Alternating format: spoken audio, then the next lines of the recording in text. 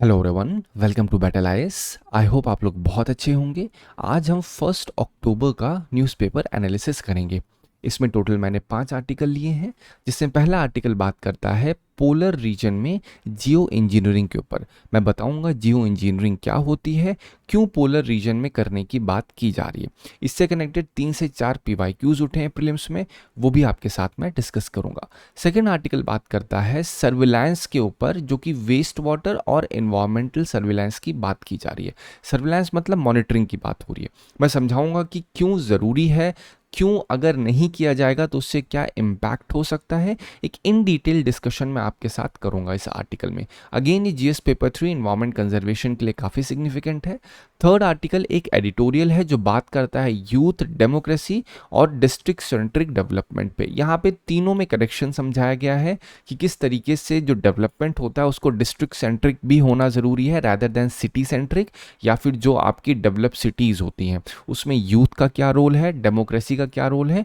एक सारी चीज़ें ओवरऑल डिस्कशन करूंगा और उस डिस्कशन के बाद आपको पॉइंट्स मिल पाएंगे इस क्वेश्चन को सॉल्व करने, क्योंकि यहाँ क्या कह रहा है, to what extent in your opinion has the decentralisation of power in India changed the governance landscape at the grass root level. आप इस क्वेश्चन को, जो कि GS2 2022 में आया हुआ है, इसको आप सॉल्व कर पाएंगे इस आर्टिकल में जो डिस्कशन करूंगा मैं, जो पॉइंट्स आपको प्रोवाइड करूंगा। फोर्थ आर्टिकल बात करता है फिजिकल डेफिसिट के ऊपर, जो अपडेट्स आई हैं वो बताऊंगा। इससे कनेक्टेड पीवाईक्यूज जो उठे हैं वो भी आपके साथ डिस्कस करूंगा। मैं बताऊंगा फिजिकल डेफिसिट होती क्या है एक्चुअली में। ठीक है, आर्टिकल बहुत छोटा सा रहेगा, लेकिन आपसे इससे इन डिटेल डिस्कशन करूंगा उन सभी पॉइंट का जिन पॉइंट्स के आने के चांसेस हैं। लास्ट आर्टिकल बात करता है डुगोंग कंजर्वेशन के ऊपर इंडिया में जो है। अब आपको पता होगा डुगोंग कंजर्वेशन, अगर आप डेली देख रहे हो तो डुगोंग कंजर्वेशन के ऊपर बात मैं पहले भी कर चुका हूं। अब आज जो बात करूंगा ये भी कहीं ना कहीं इंटरकनेक्टेड होगी। और हमेशा मैंने आपसे एक चीज़ कही है कि बेटा न्यूज़ के फेसेस होते हैं। एक न्यूज़ का बर्थ होगा जब वो न्यूज़ हैपन होगी, फिर उसी न्यूज़ का मैच्योर फेस आएगा, फिर उसी न्यूज़ का ओल्ड फेस आएगा। तो डुगोंग अभी रिसेंटली 1 से 10 दिन में बहुत बार डुगोंग की डिस्कशन हुआ है न्यूज़पेपर में, इस वजह से डुगोंग को मैं हाईलाइट कर रहा हूँ। इसके चांसेस बन सकते हैं डायरेक्टली इनडायरेक्टली पूछने के। ठीक है, इस पूरे आर्टिकल का पीडीएफ आप बैटल आइस के टेलीग्राम चैनल से डाउनलोड कर सकते हैं। चलिए स्टार्ट करते हैं अपना पहला आर्टिकल। पहला आर्टिकल क्या कह रहा है, जियो इंजीनियरिंग इन पोलर रीजन। अब एक बात समझो, आपको मैं बहुत ही सिंपलिस्टिक तरीके में बताता हूँ। पहले जियो इंजीनियरिंग होती क्या है। आपको पता है ग्लोबल वार्मिंग हो रही है, मतलब जो अर्थ है वो गर्म हो रहा है। ठीक, अब हम लोग क्या करते हैं, जियो इंजीनियरिंग अगर कही जा रही है तो इसका मतलब ये है कि जो अर्थ गर्म हुआ है उसको मैन मेड तरीके से कूल डाउन करने को जियो इंजीनियरिंग कहते हैं। मतलब इंजीनियरिंग करना अर्थ को, धरती में इस तरीके से इंजीनियरिंग करना जिससे वो कूल डाउन हो सके, धरती को ठंडा किया जा सके जो गर्म हो रही है। वही सेम चीज़ यहाँ पे भी है, डेलिब्रेट लार्ज स्केल इंटरवेंशन, मतलब जानबूझ के मैन मेड तरीका है ये, जिससे इंटरवीन हम करेंगे नेचर के साथ और क्लाइमेट चेंज जो हो रहा है, जो गर्म हो रहा है, उसको हम ठंडा कर सकें। ठीक है, बेसिक मतलब यही है इसका। अब जियो इंजीनियरिंग में कुछ अलग अलग मेथड हैं जो प्रपोज किए गए हैं, टोटल 5 हैं। मैं हर एक मेथड का आपसे एक ओवरऑल ओवरव्यू दूंगा और आपको आसानी समझ में आ जाए। जैसे पहला है स्ट्रेटोस्फेरिक एरोसॉल इंजेक्शन। अब आपको देख के लग रहा होगा सर ये क्या लिखा हुआ है। डोंट वरी, स्ट्रेटोस्फियरिक मतलब स्ट्रेटोस्फियर की बात हो रही है, एक लेयर होती है एटमॉस्फेयर की, आपको पता है। थोड़ा सा कनेक्ट करोगे तो एरोप्लेन फ्लाई करती है, आपको समझ में आ जाएगा वो। ठीक है, तो अब देखो यहाँ पे है क्या, एरोसॉल क्या होता है। पहला टर्म तो समझ गए, स्ट्रेटोस्फेरिक मतलब स्ट्रेटोस्फियर की बात हो रही है। एरोसॉल मतलब क्या होता है बेटा, एरोसॉल मतलब छोटे छोटे टाइनी सॉलिड लिक्विड पार्टिकल्स होते हैं। तो स्ट्रेटोस्फियरिक एरोसॉल इंजेक्शन का मतलब, इंजेक्शन मतलब क्या होता है, इंजेक्ट कर देना कोई चीज़। तो ये जो लाइन है ये कह रही है कि भैया हम लोग एरोसॉलिड या लिक्विड टाइनी पार्टिकल्स को इंजेक्ट करेंगे स्ट्रेटोस्फियर में। लेकिन वो जो टाइनी सॉलिड लिक्विड पार्टिकल्स होंगे वो होंगे किस चीज़ के, वो होंगे सल्फेट के पार्टिकल्स, या सल्फर कह सकते हो आप। तो सल्फर को जब इंजेक्ट करेंगे स्ट्रेटोस्फियर में तो उससे क्या होगा, ये एक जियो इंजीनियरिंग का हिस्सा है। तो इससे क्या होगा कि जो सनलाइट पड़ेगी सल्फेट के ऊपर, उससे सनलाइट रिफ्लेक्ट हो जाएगी, और जब सनलाइट ही नहीं आएगी धरती के ऊपर तो गर्माहट ही नहीं होगी। तो पहला तरीका तो ये हो गया। दूसरा तरीका है सी कर्टेन या फिर सी वॉल बना देना। इससे क्या होगा, जो वार्म वाटर होता है, जैसे ये वार्म वाटर बह रहा है, यहाँ पे आइस है, तो वार्म वाटर अगर आइस के पास जाएगा तो आइस पिघल जाएगी, ये तो स्वाभाविक है। तो यहाँ पे इसका ब्लॉकेज कर देना, एक सी वॉल बना देना, जिससे जो वाटर है ये जो वार्म वाटर है ये एंटर ना कर सके आइस के पास, और उससे क्या होगा, उससे आइस मेल्ट नहीं होगी। दूसरा तरीका समझा दिया। देखिए कितना लेमन भाषा में आपको समझा रहा हूं मैं।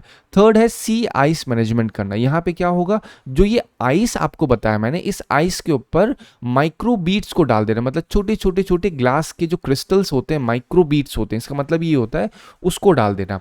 वो डालने से क्या होगा, उससे जब सनलाइट ग्लास के ऊपर पड़ती है तो रिफ्लेक्ट हो जाती है। आपने नोटिस किया होगा कि भैया शीशे पे अगर आपने इधर सनलाइट रिफ्लेक्ट होगी तो एक तरफ कागज जला देते हो, ये तो देखा होगा। तो यहाँ पे जब बर्फ के ऊपर हम लोग छोटे छोटे आइस के या फिर जो आपके ग्लास के क्रिस्टल्स होते हैं उसको रखेंगे तो उससे रिफ्लेक्ट हो जाएगी। मैं भी आपको हर एक जो मेथड है उसका क्या प्रॉब्लम हो सकती है उस मेथड से, अगर उस मेथड को इंप्लीमेंट किया जाएगा तो उससे कौन कौन से डिसएडवांटेज हो सकते हैं प्रोबेबल, वो भी आपको समझाऊंगा। फिर फोर्थ है हमारा बेसल वाटर रिमूवल। इसमें क्या है, ये जो आइस है, आइस के नीचे वाटर होगा तो इस वाटर को हटा देना। इससे क्या होगा, आइस फिसलेगी नहीं। आप खुद सोच के देखो, कभी कभी आप लोग जब जूता पहन के कहीं जा रहे होते हो फर्श पे और वहां पे पानी होता है तो फिसल जाते हो। सेम तो आइस भी है, अगर आइस के नीचे पानी होगा तो वो फिसल के चली जाएगी कहाँ पे, ये जो वार्म वाटर है, वार्म वाटर पे जाएगी तो आइस पानी ही बन जाएगी। और जब आइस पानी में कन्वर्ट, वाटर में कन्वर्ट हो जाएगी तो उससे सी लेवल राइज होने का भी खतरा बढ़ जाता है। तो बेसल वाटर रिमूवल मतलब क्या होता है कि आइस के नीचे से वाटर को पंप आउट कर देना, इसलिए आइस क्या हो, एक जहां स्टेबल हो जाए। फिर लास्ट मेथड है ओशन फर्टिलाइजेशन। इसका मतलब क्या होता है, वर्ड ही समझो, फर्टिलाइजेशन। फर्टाइल मतलब क्या होता है, उपजाऊ बना देना ओशन को। तो पानी को थोड़ी उपजाऊ की जरूरत है, पानी के अंदर रहने वाले जो जीव जंतु हैं उनको जरूरत होती है न्यूट्रिएंट्स की। तो ओशन फर्टिलाइजेशन मतलब क्या होता है, आयरन को या फिर बेसाल्ट जो रॉक होता है, आयरन कहाँ मिलता है, आयरन अलग अलग रॉक से मिलता है, तो बेसाल्ट रॉक का जो एकदम मिक्सचर होता है या छोटे छोटे उसके जो पाउडर होते हैं उसको ओशन में जब डाला जाता है तो वो एज अ न्यूट्रिएंट काम करते हैं। जो ओशन के अंदर फाइटोप्लैंक्टन्स होते हैं, जू प्लैंक्टन्स होते हैं, सब क्या है, जो माइक्रो ऑर्गेनिजम्स हैं जो रहते हैं कहाँ पे, ओशन पे, उनको न्यूट्रिएंट्स की जरूरत पड़ती है। तो वो न्यूट्रिएंट्स उनको मिल जाएगा अगर हम लोग ओशन फर्टिलाइजेशन टेक्निक को करेंगे। ओशन फर्टिलाइजेशन से ही कनेक्टेड एक और टेक्निक है, इसे हम लोग कहते हैं carbon fertilisation. What is carbon fertilisation, मतलब ही समझो, फर्टिलाइजेशन मतलब उपजाऊ बनाना, कार्बन से उपजाऊ बनना, मतलब प्लांट ग्रोथ की बात हो रही है। कार्बन की जरूरत किसको है सबसे ज्यादा, प्लांट को ही तो जरूरत है। कार्बन क्या करते हैं, प्लांट लेते हैं और फिर रिटर्न ऑक्सीजन हमको दे देते हैं। तो कार्बन फर्टिलाइजेशन मतलब क्या है, जब प्लांट को अच्छे तरीके से कार्बन मिले तो उनकी ग्रोथ और ज़्यादा एक्सपोनेंशियल हो जाती है। लेकिन यहाँ पे बात किसकी हो रही है, ओशन फर्टिलाइजेशन के ऊपर। तो मैंने आपको इन डिटेल डिस्कशन कर दिया। अब मैं आपको बताता हूँ एरोसॉल के बारे में, नोट्स यहाँ पे छोटा सा मैंने आपको क्या बताया, ये जो यहाँ से आप देख रहे हो चिमनी है, ठीक है, ये बड़ी बड़ी फैक्ट्री से धुआं निकलता है, ये भी एरोसॉल, इसके अंदर छोटे छोटे सॉलिड पार्टिकल्स जब होंगे, लिक्विड पार्टिकल्स होंगे, ये भी क्या कहलाएंगे, एरोसॉल कहलाएंगे। एरोसॉल आपका पोल्यूशन भी हो सकता है, डस्ट भी हो सकता है, और आपका सल्फेट भी हो सकता है। सल्फेट क्या कोई पोल्यूशन है, आपको सोचिए तो मैड मेड तरीका है ना रिफ्लेक्ट करने का, किसका, सनलाइट का, ठीक है। तो इससे क्या होता है, मिस्ट फ्रॉम स्प्रे बोतल, ये सब क्या है, एरोसॉल के एक हिस्से होते हैं। तो एरोसॉल का मतलब ये मत समझो कि भैया कोई ये पॉल्यूशन की ही बात हो रही है। एरोसॉल मतलब एयर के अंदर छोटे छोटे सॉल, मतलब पार्टिकल्स, ठीक है। चलो अब यहाँ पे वही चीज़ मैंने लिख दी कि जो आपका स्ट्रेटोस्फेरिक एरोसॉल इंजेक्शन होता है, इसमें जो पार्टिकल्स होते हैं सल्फर, उसको रिलीज किया जाता है अपर एटमॉस्फेयर में, जिससे सनलाइट रिफ्लेक्ट हो सके। अब मैंने इतना बताया, 2019 में क्वेश्चन देखो क्या लिखा है, इंजेक्शन ऑफ सल्फेट एरोसॉल मतलब इनटू द स्ट्रेटोस्फियर। तो किसकी बात हो रही है, आप देखो आर्टिकल में यही लिखा है, स्ट्रेटोस्फेरिक एरोसॉल इंजेक्शन ही तो है। अब आप देख रहे हो कैसे कनेक्ट किया है, अगर आप इतना बड़ा आर्टिकल पढ़ोगे, आपके लिए स्ट्रेटोस्फेरिक एरोसॉल पढ़ तो लोगे, लेकिन उससे पीवाईक्यू उठा हुआ है वो निकालना आपके लिए बड़ा डिफिकल्ट टास्क होगा। लेकिन देखिए मैंने निकाला आपके लिए, ठीक है। क्या लिखा है, in the context of which of the following do some scientist suggest the use of cirrus cloud thinning technique and injection of aerosol. अब ये क्या मतलब है, आपको अभी पता है कि इसका मेन पर्पस क्या होता है, ग्लोबल वार्मिंग को रिड्यूस करना, यही तो पर्पस है। कर क्यों रहे हैं ये, इसका पर्पस ये है जिससे जो अर्थ में गर्माहट है उसको कम किया जा सके। कैसे कम करेंगे, जब सनलाइट कम पड़ेगी उसके ऊपर, ठीक है। चलो अब आते हैं अपने नेक्स्ट पार्ट पे कि की प्रॉब्लम्स क्या है इन सारे मेथड्स की। अब सबसे पहला मेथड मैंने आपको बताया था स्ट्रेटोस्फेरिक एरोसॉल इंजेक्शन। इसमें क्या होता है, अब आप खुद सोच के देखो, ये तब होगा अगर हमने स्ट्रेटोस्फेयर की लेयर में उठा के डाल दिया सल्फेट। तो कब काम करेगा, जब सनलाइट पड़ेगी। लेकिन सनलाइट ही नहीं होगी, अगर प्रॉपर तरीके से सनलाइट नहीं आ रही होगी तब क्या होगा, तब उससे कहीं ना कहीं सीजनल में डिस्ट्रप्शन हो सकता है कि नहीं। खुद सोच के देखो, हमने एक ये ह्यूमन, ये मैन मेड तरीका ही तो है जहां पे हमने सल्फेट डाला है स्ट्रेटोस्फियर में, नेचर ने तो नहीं डाला है।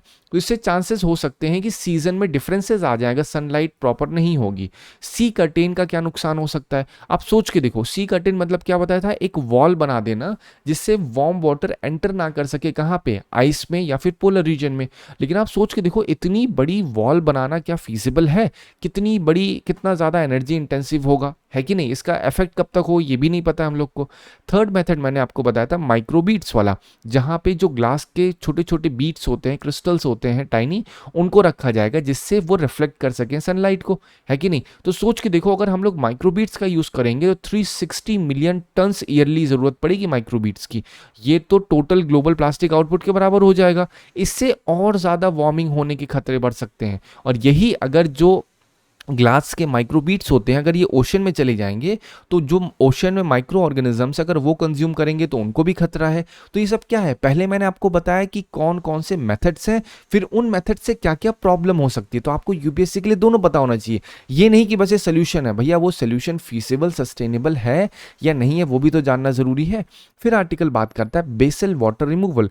हमने बताया कि भैया अगर हम ग्लेशियर के नीचे से पानी हटा देंगे तो स्टेबल हो जाएगा, लेकिन ये बहुत ज़्यादा एमिशन इंटेंसिव है। आप कैसे निकालोगे, पंप लगाओगे तो पंप कैसे चलाओगे, पोलर रीजन में इलेक्ट्रिसिटी लेके आओगे, फॉसिल फ्यूल का यूज़ करोगे तो जितना पानी निकालोगे उससे तो आप गर्म कर दोगे वहाँ पे, तो बहुत ज़्यादा कॉस्टली है ये। फिर ओशन फर्टिलाइजेशन की बात की जाए तो ये कह रहे हैं कि भैया अगर हम आयरन को या फिर बसाल्ट के मिक्सचर को या फिर पूरा जो उसके पार्टिकल्स है तो उसको हम फर्टिलाइज करेंगे, उसका हम डाल देंगे ओशन पे, तो वो न्यूट्रिएंट तो बन सकता है लेकिन वो वहाँ की फूड वेब को इम्पैक्ट कर सकता है। हमें इसका एग्जैक्ट इम्पैक्ट अभी भी नहीं पता है। ओशन को फर्टिलाइज करने का मतलब क्या है, नेचर नहीं फर्टिलाइज कर रही है, हम बाहर से न्यूट्रिएंट्स डाल रहे हैं। ये जो आयरन है, बसाल्ट है, क्या है, न्यूट्रिएंट ही तो है। किसके लिए, जो ऑर्गेनिजम्स वहाँ पे एग्जिस्ट कर रहे हैं। तो इससे जो न्यूट्रिएंट साइकिल है वो शिफ्ट हो सकती है और उससे जो मैरीन लाइफ है उन पे इम्पैक्ट पड़ सकता है। ठीक है, तो जो माइक्रोबीट्स हैं वो भी इम्पैक्ट करेंगी किसके ऊपर, ओशन के ऊपर इम्पैक्ट करेंगी। ओशन फर्टिलाइजेशन से कनेक्टेड मैंने आपको कार्बन फर्टिलाइजेशन भी समझा दिया, एक अच्छी खासी नॉलेज दे दी आपको मैंने। ठीक है, एसआई के ऊपर मैंने आपको ऑलरेडी 2019 का क्वेश्चन दिखाया। अब आप देखो कि क्या यही एक तरीका है या इस तरीके के बियॉन्ड भी हम लोग जा सकते हैं।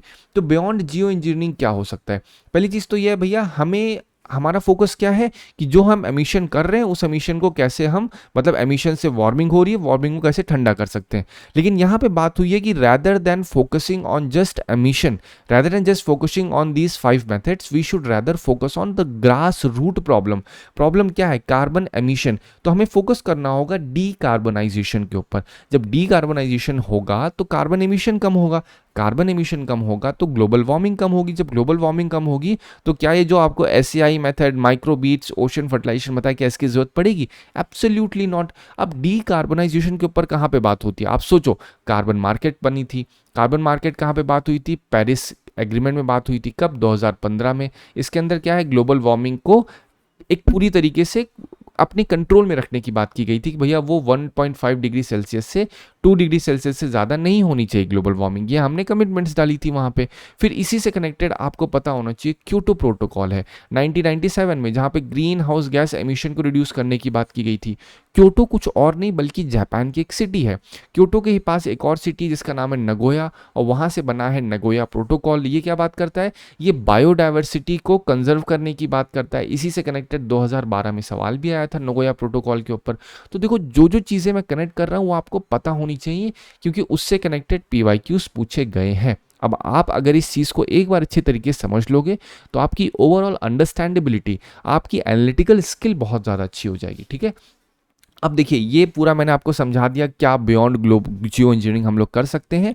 अब मैं आपको बताता हूँ कि क्वेश्चंस जो उठे यूपीएससी 2019 क्वेश्चन देखिए, माइक्रोबीट्स के ऊपर पूछा है नहीं पूछा, माइक्रोबीट्स तो मैंने समझाया है। अब आप देख रहे होंगे मैं जो जो चीज़ें आपको समझा रहा हूँ वो चीज़ें एज इट इज़ पीवाईक्यू के रिलेवेंट है, साथ ही साथ मैं प्रोबेबिलिटी बता रहा हूँ कि पूछा जा सकता है आपसे। ठीक है, जैसे माइक्रोबीट्स के ऊपर पूछा गया है तो आपसे पूछा जा सकता है कनेक्ट करके पोलर रीजन में। ठीक है, तो ये क्या है, माइक्रोबीट्स का क्या इंपैक्ट हो सकता है, अभी बताया they are harmful harmful for marine ecosystem. फिर 2018 क्वेश्चन देखिए, कार्बन फर्टिलाइजेशन। अब आप खुद सोच के देखो, कार्बन फर्टिलाइजेशन के ऊपर पूछा गया है, तो क्या 2026 में ओशन फर्टिलाइजेशन के ऊपर नहीं पूछा जा सकता है क्या? एब्सोल्युटली पूछा जा सकता है, ठीक है, हाई प्रोबेबिलिटी है क्योंकि टॉपिक में चल रहा है वो।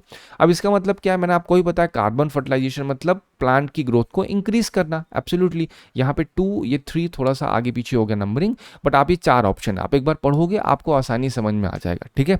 चलो अब हम बात करते हैं 2023 के सवाल को। यहाँ पे क्या कह रहा है, कंसीडर द फॉलोइंग स्टेटमेंट। यहाँ पे सिर्फ इतना देखो, spreading finally ground basalt rock on farmland extensively.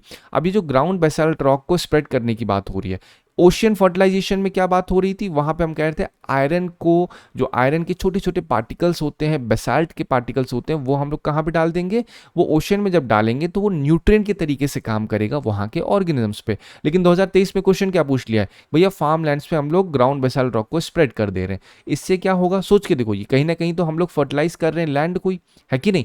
ये तरीका होता है आपको समझने का। अब यहाँ पे आप लोग, इसलिए मैंने पॉइंट लिखा हुआ है, आयरन डस्ट और बेसाल्ट रॉक पाउडर को सी वाटर पे अगर अच्छे से डाला जाएगा तो उससे फाइटोप्लैंक्टन की ग्रोथ बढ़ेगी, और जब फाइटोप्लैंक्टन बढ़ेगा तो उससे क्या होगा, फाइटोप्लैंक्टन CO2 को और ज़्यादा अच्छे तरीके से एब्जॉर्व कर लेंगे तो कार्बन कैप्चर और सिक्वेस्ट्रेशन ही तो होगा। मैंने कई बार आपको बताया कार्बन कैप्चर क्या होता है, मतलब जो कार्बन है उसको कैप्चर कर लेना और कैप्चर करके एक जहाँ पे रोक देना, उसी रोकने को हम लोग सिक्वेस्ट्रेशन कहते हैं। इससे कनेक्टेड कई बार क्वेश्चन आया, डायरेक्ट एयर कैप्चर के ऊपर सवाल आया, सस्टेनेबल एविएशन फ्यूल पे सवाल पूछा गया है।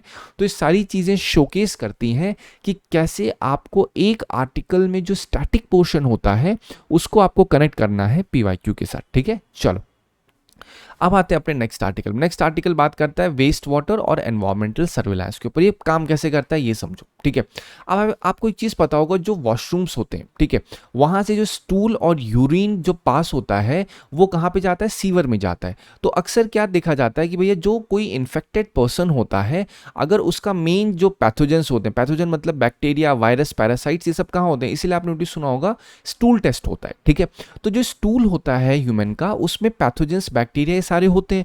तो बात की जा रही है कि भाई साहब अगर हम लोग डायरेक्टली, अगर किसी इंसान को कोई पैथोजन हुआ है, मतलब कोई बीमारी हो रखी है जिसका कारण बैक्टीरिया है, वायरस है, पैरासाइट है, जब बीमारी होती है तब पता चलता है। तो यहां बात हो रही है कि भैया बीमारी होने से पहले ही अगर हम लोग सर्विलांस ऐसा कर दें कि जो सीवर होता है जहां पे ये सारा का सारा वेस्ट आता है, वहीं पे हम लोग मॉनिटरिंग कर लें, सर्विलांस करें, तो हमें पता चल पाएगा, ठीक है। तो कहा जा रहा है भैया हम लोग सैंपल उठाएं, कहां से, जो सीवेज प्लांट्स होते हैं, हॉस्पिटल्स होते हैं, पब्लिक स्पेसेस होते हैं, जो आपका इवन तो जो एरोप्लेन्स में आपके वेस्टेज होते हैं, उन सब में अगर सर्विलांस किया जाए, देखा जाए क्या वहां पे कोई बैक्टीरिया, वायरस, पैरासाइट ऐसा है जो हमारे पास डेटाबेस उसका नहीं है।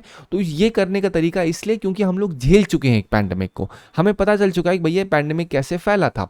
तो हम लोग अब वही तरीका निकाल दें कि अगर कोई ऐसा वायरस है जो डेटाबेस में है ही नहीं, तो वो क्या है, कहीं ऐसा तो नहीं है कि वो एक नया पैंडेमिक या कोई एपिडेमिक को दोबारा से कॉज कर सकता है। तो ये इसका एक बहुत बड़ा बेनिफिट है जो कहा जा रहा है वेस्ट वाटर को अगर सर्विलांस मॉनिटरिंग अच्छे से की जाएगी, ठीक है। चलो अब इसकी इंपॉर्टेंस क्या है। जनरली क्या होता था, पहले ये होता था कि जब कभी किसी इंसान को कोई भी बीमारी होती है तब होता था, लेकिन अक्सर किसी को कोई बीमारी हो रखी है तो एसिम्प्टोमेटिक भी तो हो सकता है। What is meaning of asymptomatic, आपके अंदर बीमारी है लेकिन उसके सिम्टम नहीं से हो रहे हैं, यही तो होता है एसिम्प्टोमेटिक। तो यहाँ पे लेकिन वो सिम्टम जो है, जो आपके अगर जो भी बीमारी होगी उसका असर कहाँ पे दिखेगा, जो यूरिन होता है ह्यूमन का, जो स्टूल होता है, वहां पे कहीं ना कहीं वो बैक्टीरिया, वायरस मिल सकते हैं। तो वेस्ट वाटर क्या करेगा, दिखाएगा इन्फेक्शन का ट्रेंड, वो पहले 1 वीक पहले ही मिलने लग जाता है। कोई भी अगर इंसान एसिम्प्टोमेटिक है तो 1 हफ्ते पहले ही कहीं ना कहीं वो चीजें हो जाती हैं इम्पैक्ट। इसलिए डेंगू अगर आपको काटा है तुरंत नहीं होगा, थोड़ा सा समय लेता है,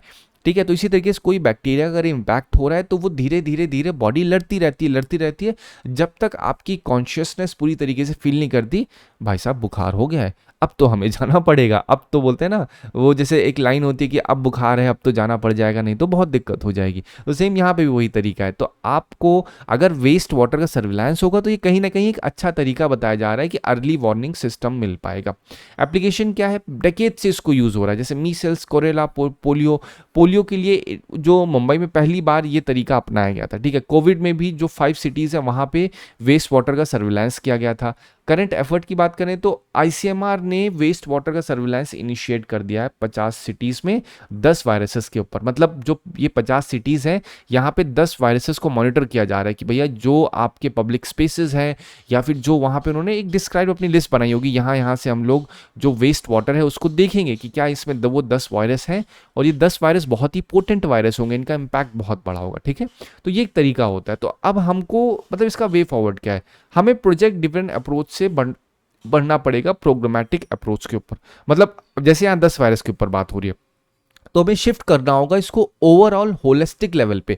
हमें ये देखना होगा किस तरीके से केवल 10 वायरस नहीं बल्कि ओवरऑल एक ऐसा डेटाबेस बने जहां पे हम लोग अच्छे तरीके से मॉनिटरिंग कर पाएं कि आगे कभी इस तरीके का पैंडेमिक या फिर कोई भी प्रॉब्लम ना क्रिएट हो। इसको हम लोग कहते हैं प्रिवेंटिव केयर। ध्यान रखिएगा, प्रिवेंटिव केयर के ऊपर क्वेश्चन आया हुआ है, इसको लिख लीजिएगा। आप देखोगे तो आपको दिखेगा प्रिवेंटिव केयर। ये क्वेश्चन आई थिंक 23 या 24 में आप चेक करके बताइएगा। ठीक है, एज इट इज आया कि इंडिया में प्रिवेंटिव और क्योर के ऊपर सवाल आया था। ठीक है, तो ये पूरा एक आर्टिकल के बारे में मैंने आपको एक अच्छी खासी नॉलेज दे दी है 2019 में। देखो ठीक है, क्या पूछा गया, multi drug resistance in microbial pathogens in India. क्या बोल रहे हैं, पैथोजेंस के ऊपर सवाल पूछा गया। पैथोजेंस क्या होते हैं आपको ऑलरेडी समझा दिया। मल्टी ड्रग रेसिस्टेंस क्या होता है, ये मतलब होता है कि भाई साहब जब किसी इंसान को एक मेडिसिन बार बार दे दो तो उससे क्या होता है, वो मेडिसिन का इम्पैक्ट कम हो जाता है और वो मेडिसिन हेल्दी बैक्टीरियाज को मारने लग जाती है। तो आपके ऊपर जो ड्रग है और जो आपके अंदर बीमारी है, जो आप दवाएं खा रहे हो वो दवाओं का असर बंद हो चुका है। मतलब उन जो अंदर आपके पैथोजेंस हैं उनके ऊपर कोई इंपैक्ट नहीं हो रहा है। इसी को कहते हैं मल्टी ड्रग रेसिस्टेंस। तो इसके रीजंस क्या कहे गए हैं। पहला रीजन है genetic predisposition of some people. मतलब जेनेटिकली थोड़ी होता है ये, taking incorrect doses of antibiotics to cure disease. ये सबसे बड़ा रीजन है। आपने सुना होगा एंटीबायोटिक रेसिस्टेंस, ABR सुनोगे, एंटीबायोटिक रेसिस्टेंस। इसमें क्या होता है, आप एंटीबायोटिक्स बिना जाने समझे, बुखार हो रहा है एंटीबायोटिक्स ले लो भाई साहब, जुकाम हो रखा है एंटीबायोटिक्स ले लो, सर दर्द हो रहा है अरे एंटीबायोटिक ले लो, पेट में दर्द, मतलब हर चीज़ का इलाज एंटीबायोटिक। तो ये एक बहुत बड़ी प्रॉब्लम है। इसीलिए मैं आपसे भी सजेस्ट करूंगा कभी भी केवल द हिंदू को ऐसे मत पढ़ो या पेपर को ये मत पढ़ो कि हाँ बस मैं सुन रहा हूँ यूपीएससी के लिए। ये ऑन ग्राउंड रियलिटी है। अगर सिर्फ आप एंटीबायोटिक ऐसे खाते रहोगे, एंटीबायोटिक्स कितनी ब्रॉड वेराइटीज़ में है, अगर आप उसका कंजम्पशन एक्सेसिव करोगे तो आपको ये होने के चांसेस बहुत ज़्यादा हैं कि आपके जो हेल्दी बैक्टीरियाज है वो भी मारने लग जाएगी। ठीक है, फिर क्या होता है, using antibiotics in life stock farming. अब जैसे मैंने लाइफ स्टॉक फार्मिंग बोला, आपके दिमाग में तुरंत आना चाहिए डाइसाइक्लोफिनैक, और डाइसाइक्लोफिनैक से कनेक्टेड आपको आना चाहिए वल्चर्स, वल्चर से कनेक्टेड आपको तुरंत ग्रेट इंडियन बस्टर्ड आना चाहिए। तो ये सारे तरीके हैं, जितनी चीज़ें मैंने बोली अभी, डाइसाइक्लोफिनैक ये भी क्वेश्चन पूछा गया है। जो पेन किलर लाइफ स्टॉक को दिया जाता है, जब लाइफ स्टॉक खत्म हो जाते हैं, मर जाते हैं, उनकी डेथ होने के बाद उनको हम लोग अगर ग्राउंड में फेंकते हैं तो वल्चर्स जब खाते हैं उनसे वल्चर्स की डेथ होती है। तो ये क्वेश्चन भी पूछा गया है यूपीएससी में। तो आप देख रहे होंगे कि मैं जो चीजें आपको बता रहा हूं बेटा वो एज इट इज यूपीएससी के लिए बहुत ही ज्यादा रिलेवेंट है। इस वजह से टॉपिक को बहुत ध्यान से और अपना कॉपी में आप नोट जरूर बनाते चलिए। ठीक है, फिर क्या, multiple chronic disease in some people.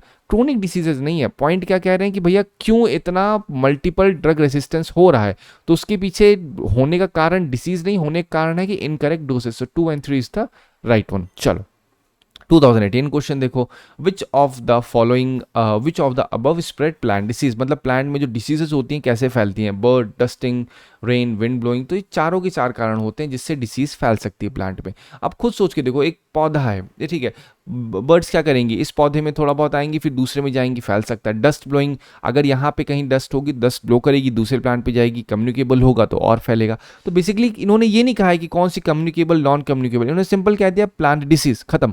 तो ये स्प्रेड हो सकती हैं चारों तरीके से। ठीक है, चलो अब हम आते हैं अपने नेक्स्ट आर्टिकल पे।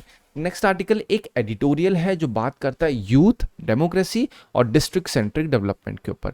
अब देखिए, इंडिया में 65% पॉपुलेशन अंडर 35 है। ठीक है, अब यहाँ पे जो यूथ अपॉर्चुनिटी है, जो यूथ इतने ज़्यादा हैं, वो दोनों तरीके से हैं, वो अपॉर्चुनिटी भी है और वो एक चैलेंज भी है। अब आप एक देखोगे जो ग्रोथ है, जितना भी विकास हो रहा है वो बहुत ही ज़्यादा सिटीज़ में कॉन्सेंट्रेटेड है। ठीक है, 3% लैंड में 60% जीडीपी हो रही। मतलब सिटीज ऐसा तो है नहीं ओवरऑल इंडिया में, सिटी के बगल में जो आपकी पेरिफेरी होती है वहाँ सब गांव ही तो बसे हुए हैं। आप मेजर सिटीज़ के 10 सिटीज़ के नाम लोगे लेकिन गांव लाखों में हैं। ठीक है। लेकिन कह क्या रहे हैं, 3% लैंड में 60% जीडीपी हो रही है। इससे क्या होता है, इससे जो डिस्ट्रिक्ट्स होते हैं वो अंडर यूटिलाइज हो जाते हैं, उनका प्रॉपर डेवलपमेंट नहीं हो पाता है। और लेकिन उसका इम्पैक्ट क्या हो रहा है, कॉर्पोरेट प्रॉफिट बढ़ रहा है, वेजेस स्टैग्नेंट है, और डोमेस्टिक कंजम्पशन क्या हो रहा है, वो जो डिस्ट्रिक्ट्स हैं उनका पर्पस सिर्फ ये है कि सिटीज़ में जो बन रहा है वो डिस्ट्रिक्ट में भेजो और कंजम्पशन हो उनका, ये मेन चीज़ है।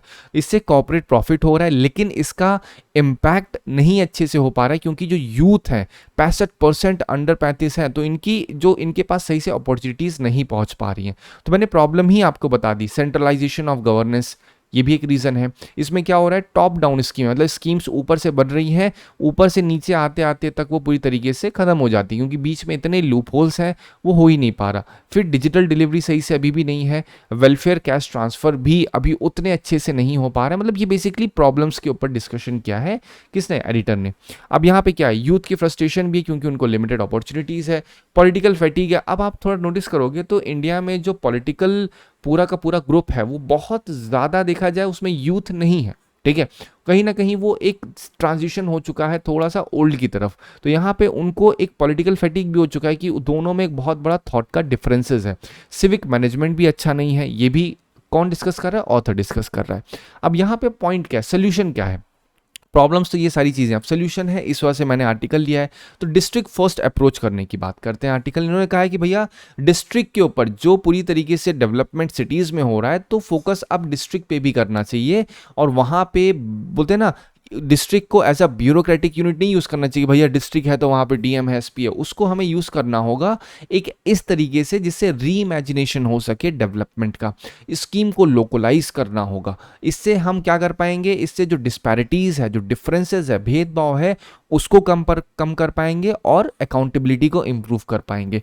रिस्पॉन्सिबिलिटी को शेयर करना होगा। इलाइट्स जो टॉप 10% हैं उनको अपना जो बोलते हैं ना लोकल एक्शन का उनका होता है कि नहीं भैया हम लोग सिर्फ और सिर्फ लोकल एक्शन के ऊपर ध्यान दे रहे हैं, तो इसके बियॉन्ड जाना होगा इनको और एक्चुअली में वहाँ पे डेवलपमेंट करने की बात करनी होगी। सिग्निफिकेंस देखा जाए तो इंक्लूसिव ग्रोथ और डेमोक्रेसी को इस ग्रास रूट लेवल पे डेवलप करने की बात की गई है। वेस्टेज ऑफ डेमोग्राफिक डिविडेंड, इसका मतलब क्या है, जो 65% पॉपुलेशन अंडर 35 है बेटा, उनको उनका वेस्टेज ना हो, तो उस पे आर्टिकल ने बात की है।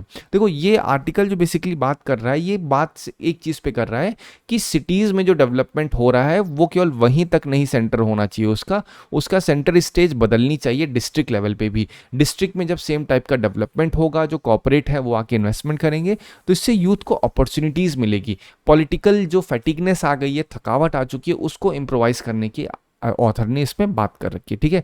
अब यहाँ पे मैं आपको बताता हूँ नेक्स्ट आर्टिकल, ये बात करता है फिस्कल डेफिसिट अपडेट के ऊपर, ठीक है। यहाँ पे क्या डिस्कशन है, अगस्त 2025 में देखा जाए तो 38.1% है सेंटर का फिस्कल डेफिसिट। अब यहाँ पे अगर हम पिछले साल का बात करें तो पिछले साल 27% था, ठीक है। अब यहाँ पे देखो, आप देख रहे हो सारे फिस्कल डेफिसिट की अपडेट है, क्या हमें ये अब 38.1% पढ़ना है? आंसर इज एब्सोल्युटली नॉट, ठीक है। हमें जानना क्या, हमें जानना है फिस्कल डेफिसिट होता क्या है। तो आपको मैं फिस्कल डेफिसिट बताता हूँ पहले क्या होता है। फिस्कल डेफिसिट, ठीक है, मतलब आप ये मानो कि जितना पैसा है, जो हमारे पास पैसा आ रहा है उसको बोल देते हैं रेवेन्यू, और जो खर्चा हो रहा है हमारे पास उसको बोलते हैं एक्सपेंडिचर, ठीक। तो अब डेफिसिट मतलब क्या होता है? डेफिसिट मतलब हमारा खर्चा ज़्यादा हो रहा है, हमारे पास इनकम कम है। मान लेते हैं आपके पास 100 रुपये आ रहे हैं और आप खर्चा कर रहे हो कितने रुपए का? मात्र 50 रुपये का। तो आपके पास फिस्कल डेफिसिट है, सरप्लस है, आप बोलोगे भैया 50 रुपये का हमारे पास प्रॉफिट है। लेकिन अगर वाइसे वर्सा कर देते हैं, आपके पास 100 रुपये आ रहा है, नहीं आपके पास 50 रुपये आ रहा है मान लेते हैं, और आप 100 रुपये खर्चा कर रहे हो, तो आप 50 रुपये क्या हो, नुकसान में हो, तो इसको बोलेंगे डेफिसिट। अब ये डेफिसिट का मतलब समझ में आ गया कि भैया आपके खर्चे ज़्यादा हैं आपकी इनकम से। अब फिस्कल मतलब क्या? फिस्कल मतलब एक फिस्कल ईयर में, फिस्कल कुछ और नहीं बल्कि फाइनेंशियल ईयर, जो हमारा आर्थिक साल होता है, कब से कब तक?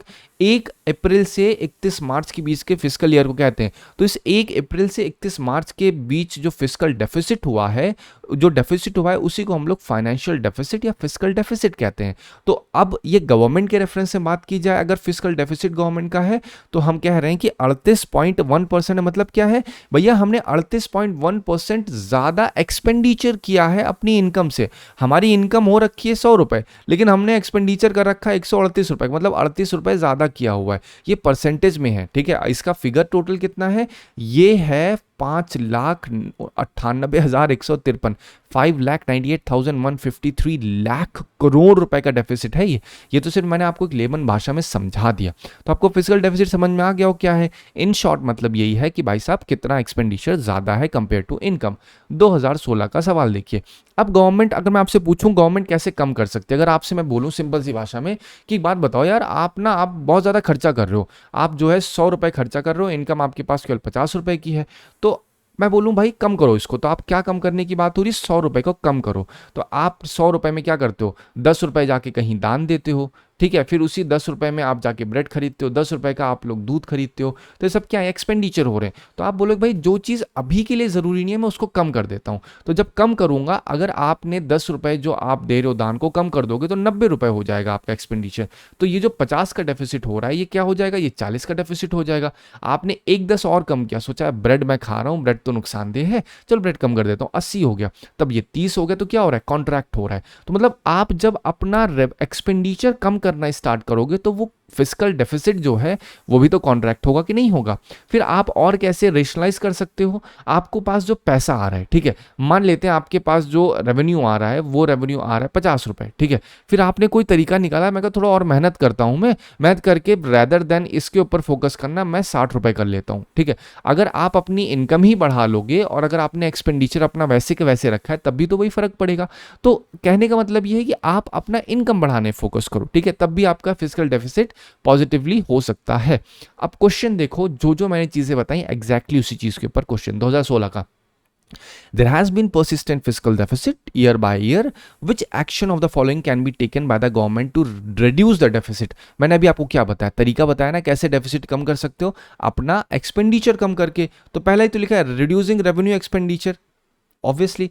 इंट्रोड्यूसिंग न्यू वेलफेयर स्कीम, मतलब क्या आप, अगर मैं आपसे पूछ रहा हूं आपके पास 100 रुपए थे, 10 रुपए आपने दान में दिए, तो क्या आप 10 रुपए और दान देना स्टार्ट करोगे या 10 रुपए कहीं और डालोगे एक्सपेंडिचर का, नहीं। तो न्यू वेलफेयर स्कीम जब गवर्नमेंट लॉन्च करती है तो उसमें पैसा लगता है, यहाँ पे पैसा बचाने की बात हो रही है, पैसा खर्च करने की बात नहीं हो रही है। तो second is the wrong one. जैसे आप सेकंड करोगे तो आपका एलिमिनेशन कर दोगे, लेकिन मैं एलिमिनेशन मेथड से बताता ही नहीं हूँ, क्योंकि ये अब एक तरीके से एंटीबायोटिक बन चुका है एलिमिनेशन में। तो हर बच्चे को पता है 2 गलत है, 2 को हटाओ बाकी ऑप्शन पे आ जाओगे। टीचर भी मैंने देखा कई बार इसी मेथड को लेकर के बस बहुत अच्छा गुड फील होता है, खूब डोपामीन मिलता है बच्चों को, मैं सॉल्व कर पा रहा हूँ, but never go on this thing. आप अपनी हैबिट डालो ओनली 1 ओनली 2 लेवल पे, ठीक है। रेशनलाइजिंग सब्सिडीज, ये भी जरूरी है। आप खुद सोच के देखो, सब्सिडीज मतलब क्या है, जो गवर्नमेंट पैसा दे रही है अगर उसको रेशनलाइज किया जाए, मतलब देखा जाए किसको देना है किसको नहीं देना। अगर कोई ऐसा इंसान है जिसको देने की जरूरत नहीं है तो उससे कम कर देंगे, तो उससे कहीं ना कहीं क्या होगा, बचेगा ही तो पैसा। तो क्या उससे एक्सपेंडिचर कम नहीं होगा, एक्सपेंडिचर कम होगा, क्या डेफिसिट कम नहीं होगा, एब्सोल्युटली होगा, है कि नहीं। फिर क्या हो रहा है, 1 आपका सही है, 3 आपका सही है, एब्सोल्युटली। फिर reducing import duty, import duty reduce करोगे, क्या उससे आपको किसी भी तरीके से फिस्कल डेफिसिट रिड्यूस होगा। इंपोर्ट ड्यूटी तो गवर्नमेंट को मिल रही है, मतलब इनकम कम करने की बात हो रही है।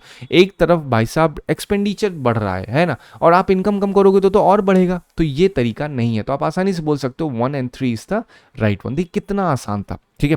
फिर नेक्स्ट क्वेश्चन देखो, यूपीएससी सीएपीएफ 2023 में क्वेश्चन पूछा गया है, fiscal deficit in the union government means क्या है, the difference between current expenditure current revenue. फिर क्या है, the net increase in the borrowing of union government from Reserve Bank of India, okay.